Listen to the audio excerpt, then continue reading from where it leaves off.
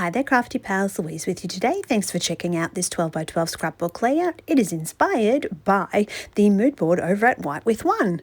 Now, if you've never seen those challenges, then you should be aware that the criteria is to start with a white background and to use the colors or mood board or prompt to create your layers. And I decided that this particular collection, I spotted a little bit of green in it, and I knew that the mix and the combination of the browns and the different colors in here were going to work just beautifully to create something of interest. The other prompt was to use twine or thread or cotton, so I've also pulled from my stash a bunch of different colors because I'm not exactly sure what I'm going to use. Now, I did have a little bit of trouble with this layout. I had a bit of an idea in mind that I was going to create 3 distressed blocks of patterned paper. So I'm going to cut some 3-inch strips, one of the brown, one of the blue florals, and then one of the green florals. Now, for whatever reason, I just didn't like the way it looked, so I had to have a bit of a rethink, and the eventual outcome was that I end up turning it into the finished product that you see. So you get that brown sort of distressed background, but there's all these pops of green throughout. Now, I did also want to do my stenciling in those sort of greeny tones as well, but the only distress ink that I had was it was the really super bright green, Lucky Clover, I think it might be, which was just too intense for the colours that I had going on. So I do end up using the sort of lighter brown colour in the background, but you get an interesting little effect with that pop of colour. So at the moment, I'm just showing you sort of those stripes and how I started my thinking process. But as with most creative pursuits, we do tend to sort of change and grow. And I think a little bit of moving those stripes was just that I couldn't get my photos to sit with this little tag and the little green piece. It didn't feel heavy enough on the mood board colors. So for me, this is about reevaluating, and as you can see, I'm going to turn them vertical and just see if I can still recover. But yeah, it had to be adjusted, and so this is where I might start to play with some pattern papers and move things around and really make a bit more of a thought process out of it in terms of what's going to make it onto the layout and how I can move this and have things sitting in the right spot. So I did pop it aside just for a little while I had another think about it, and I came back to it ready to actually put the official page together.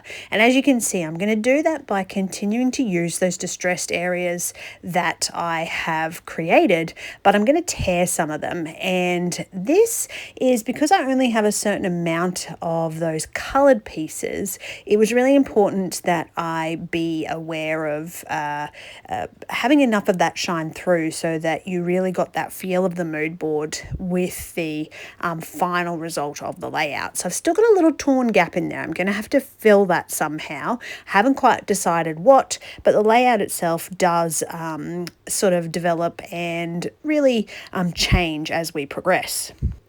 The other thing to keep in mind is that I didn't actually go into this with a stencil idea in mind. So the choice of stencil is relative to the building of the clusters. So I don't like to create my background before I know where everything's going to feature. And that has a lot to do with I don't want to really make a fantastic mixed media background and then find myself covering it up with the other cluster elements because I haven't planned the layout in my sort of form of creativity. So I make my clusters before I add my mixed media, and I like to stick everything down and be able to maneuver and lift it and add to that background before I'm committed to actually sticking those sort of layered elements down onto the page. Now the bottom right hand corner of this layout, again, this was all just kind of quite random and flowed and developed naturally. It is kind of my go-to layout at the moment. I seem to be putting all my photos on this left hand side with some form of interesting embellishment on this right hand side. I don't know why. Yeah, I can't give you an answer except that that's just how I happen to be creating at the moment. It's what's working for me, so I'm kind of just rolling along with it. And I'm really liking that this has sort of taken a turn, considering how it started. I definitely feel like it has more of that kind of pop of green. I found one more green element and then tried to decide how I was going to put that into the layout. It is quite a busy patterned piece, this one, but realistically with this collection, I'm probably not going to use green again when I create with it next. So it is fine for me at this stage to use up as much as the green as I possibly can, because it meets the mood board criteria and the theme of the layout that I've got going on as well. Now, those little the butterfly that I fussy cut there, I am going to later on fussy cut that again as well.